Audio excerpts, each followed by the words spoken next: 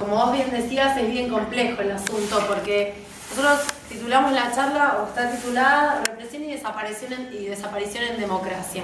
Son dos mecanismos que se utilizan para disciplinar a una sociedad. La represión y con la última dictadura militar o con el último gobierno cívico, con el último gobierno de facto cívico-militar, la implementación de la figura de la desaparición como un instrumento también de disciplinamiento de la sociedad. Aparece esta figura que es nueva en el mundo en la década del 70, en comparación de otros sistemas represivos que se habían implementado en la América Latina. La figura de la desaparición no había sido utilizada, es utilizada en Argentina en el 70, y los militares ya en el 87, en el 82, antes de que vayamos a la recuperación democrática, en sus reglamentos decían, sus reglamentos internos, donde ellos tenían todo específicamente escrito, cómo iban a torturar, cómo iban a secuestrar, cómo iban a asesinar y cómo iban a hacer desaparecer las evidencias, cómo iban a negar la información a los familiares, cómo iban a negarle a la opinión pública la existencia de los centros clandestinos de detención. Todo eso estaba específicamente escrito. En esos reglamentos, en el año 82, los militares ya dicen, tenemos un problema ante el mundo que enfrentar, que es cómo vamos a argumentar que existen desaparecidos en Argentina. Como vuelta a la democracia, vamos a explicarle al mundo que existe la figura de desaparecido. ¿Qué vamos a decir? Y lo dijo Videla en una frase tristemente conocida y que fue célebre por lo brutal que sonó, que es que no están ni muertos ni vivos, están desaparecidos. Ese fue el principal objetivo que se buscaba, que era negar la información a los familiares, hacer desaparecer a las personas, en tanto y en cuanto poder ocultar que esa persona siquiera había existido en este mundo. Había hecho tan mal en esta Argentina, había subvertido el orden moral y cristiano tanto que no merecía siquiera la existencia. Ni siquiera la existencia de un cadáver, ni siquiera la existencia de una tumba donde sus familiares puedan ir a llorar.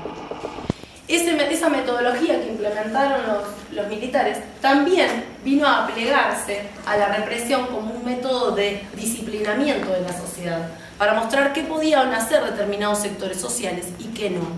En los 70 no podían pretender ocupar determinados sectores políticos el poder para transformar un modelo económico que estaba vigente, que tenía que ver con el saqueo y con la entrega de nuestros recursos naturales, con el saqueo de nuestro país. Y no podían pretender esos sectores ocupar el poder para redistribuir la riqueza, por ejemplo, o para construir un país más justo, con más inclusión social. Hoy, esos métodos, los mismos métodos, la represión y la desaparición, también de Luciano Arruga, se utiliza para decirle a determinados sectores sociales que están condenados absolutamente a la exclusión. Se utiliza para decirle que a todos los sectores políticos que representen a esos sectores sociales que se quiere excluir, también para decirles lo mismo, que no van a llegar a ocupar lugares de representación ni de destino, ni de decisión de los destinos de nuestro país. Entonces, si bien es cierto que hoy la lucha es básicamente por un negocio de estas fuerzas de seguridad, no deja de ser menos cierto de que también la lucha es ideológica y que también los mecanismos de represión y de desaparición se utilizan con un fin, que esos sectores sociales continúen excluidos, que esos sectores sociales no tengan siquiera la posibilidad de acceder a los derechos básicos, que no tengan siquiera la posibilidad de desempeñarse en un sistema democrático, que no tengan siquiera la posibilidad de acceder a la educación, al trabajo, a la vivienda digna. Para eso se utilizan hoy esos mismos mecanismos. Y bien es cierto que la prioridad es un negocio, porque en los 70 la prioridad era la lucha ideológica. Hoy, con una lucha ideológica como fundamento, la prioridad es el negocio. Esas fuerzas de seguridad que secuestraban, que torturaban durante los 70 y que lo siguen haciendo, de las cuales hoy están siendo juzgadas, no ha sido apurada y no ha sido depurada y lo siguen haciendo hoy en democracia. Hoy comenzó en La Plata, se quedó en Isla Loy, por eso está llegando más tarde, el juicio del circuito Camps, con uno de los jueces, que fue Rosansky, que si ustedes se acuerdan, cuando desapareció Julio López, desapareció cuando se tramitaba el debate oral y público por el cual se juzgaba a Checolás, un miembro de la policía, y el presidente del tribunal era Rosansky. Rosansky fue amenazado hace no más de 2 semanas de iniciar este juicio al cual Nilda hoy asistió, que es el donde se investiga el circuito Camps. todos esos juicios están investigando fundamentalmente el accionar de la policía de la provincia de Buenos Aires en los 70, en todo lo que fue la jurisdicción de La Plata, básicamente. Y estamos hablando de que los jueces que presiden los tribunales siguen recibiendo amenazas después de haber tenido un testigo desaparecido hace 5 años y del cual no se supo más nada, y ahora creo que va a ser Nilda muy clara en eso, cómo ha manejado la misma policía, esa misma maldita policía, cómo manejó la investigación, de manera tal de que no podamos llegar nunca a obtener rastros genuinos de dónde estaba Jorge, jamás. Cómo se fue manejando la investigación de manera de que nosotros creamos una realidad que no existía, o que tengamos pistas falsas, o que aparezcan testigos que supuestamente lo habían visto. Cómo se fue manejando la investigación de una manera tan extraña, que en realidad tenía un único objetivo, que nosotros no vemos nunca con el paradero de Julio López, que es el mismo objetivo que tiene cómo tramita la causa hoy por la que desapareció Luciano Arruga. Por esa causa penal, específicamente el mismo objetivo es el que transcurre fiscales, policías, en un entrampado de complicidades muy grandes, con el único objetivo de que nosotros no demos con el paradero de Luciano Arruga. Entonces, no solo las fuerzas de seguridad y las fuerzas represivas que no han sido depuradas siguen utilizando los mismos métodos, sino que tienen los mismos cómplices, que es la justicia, que es el campo donde nosotros los abogados nos desempeñamos. Siguen teniendo los mismos cómplices. La justicia no ha sido depurada tampoco de la década del 70 en adelante. Nosotros en Mar del Plata tenemos un juez denunciado hace 6 años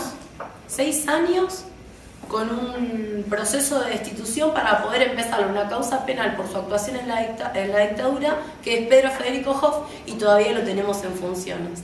Nadie lo ha destituido, ningún legislador de la provincia de Buenos Aires ha votado su destitución, y nadie ha acelerado la causa penal más que los organismos de derechos humanos. Entonces la complicidad realmente es muy grande. Estamos hablando de un juez que iba a las comisarías en ese momento, que funcionaban como centro clandestino de detención, como la comisaría cuarta, que iba no solo a visitar a quienes se encontraban secuestrados, sino también a buscar información de la misma policía, de qué era la información que habían obtenido esa persona que habían torturado y que habían interrogado. El tipo no solo sabía de la existencia de los centros clandestinos de detención, visitaba los centros clandestinos de detención, manejaba información, la trasladaba a los policías, a los integrantes del ejército, e incluso tomaba decisiones, porque fue él quien decidió que 5 abogados en Mar del Plata, laboralistas secuestrados como una noche que se conoció como la noche de las corbatas, fueran asesinados. Fue él quien decidió el destino de los abogados desaparecidos en Mar del Plata. Entonces, no solamente era un juez que tenía complicidades y que conocía lo que estaba pasando, era un juez que era un autor concretamente y un protagonista importante de la represión en la ciudad, y es un juez que sigue en funciones hoy y que sigue decidiendo sobre los pibes perseguidos penalmente porque no quieren chorear para la cana, sigue decidiendo sobre la suerte de todos los que caemos en contacto con el derecho penal por X motivo. Él sigue actuando en esas causas, sigue teniendo la protección que implica tener una chapa de juez, un despacho judicial, una cuota de poder en Mar del Plata, sigue siendo beneficiado de todas esas cosas. Entonces el Poder Judicial no fue de ninguna manera depurado y no ha habido tampoco una reestructuración del Poder Judicial, con lo cual ese es el Poder Judicial que nosotros tenemos investigando causas.